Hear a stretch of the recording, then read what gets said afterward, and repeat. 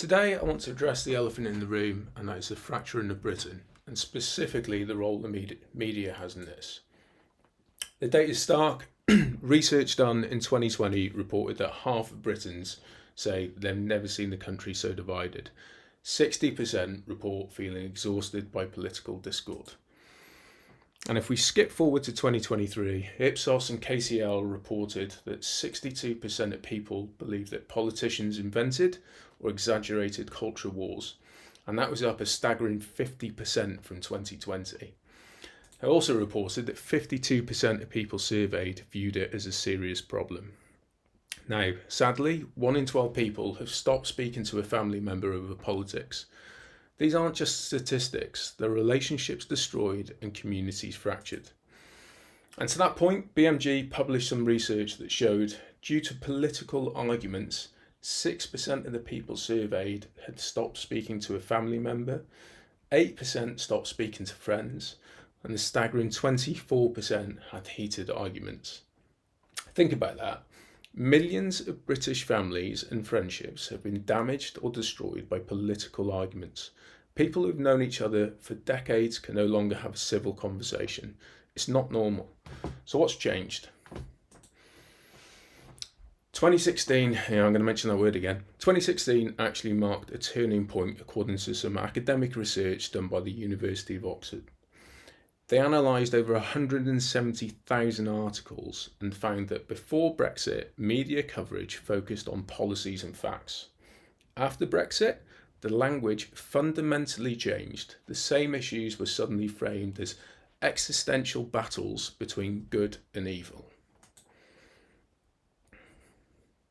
Now, a study of 23 million news headlines found that negative emotional language steadily increasing, with a dramatic spike around Brexit. Words like fury, betrayal and outrage replaced neutral reporting. This wasn't accidental. Research shows that emotional word increases in articles share by 20%. Anger drives clicks. And as an example, let's look at some actual headlines. So the right-wing press called judges enemies of the people for following law. The left-wing press then started bringing the word fascism. Both sides abandoned factual reporting for tribal warfare. Neither side was interested in truth, only victory. The media systematically eliminates nuances. So immigration, you're either open borders or you're a racist. Economy, you're either woke anti-business or you're a heartless capitalist. Climate, you're either eco-warrior or denier. Real life has countless positions between extremes, but media presents only two tribes. Pick a side. And here's the same University College London economic study reported two ways. So the left-leaning papers headlined the 20 billion contribution, and the right-leaning papers highlighted a 120 billion cost figure. And that was a figure the researchers themselves called difficult to interpret. Same data, opposite narratives. This isn't journalism, this is manipulation. Social media makes it worse. Algorithms literally reward division. Why? Because outrage drives clicks. The angrier the post, the more it spreads. Platforms actually profit from our division. Multiple peer-reviewed studies back this up, and news stories have been done on this. I've put a few of them on the slide, but there was way too many to put up. And this isn't just about politics. Italian researchers found that negative news coverage actually literally triggers biological stress responses. It increases aggression and reduces empathy. So the constant conflict narrative is literally rewiring our brains to see fellow citizens as enemies rather than neighbours. And while we fight each other, media companies profit.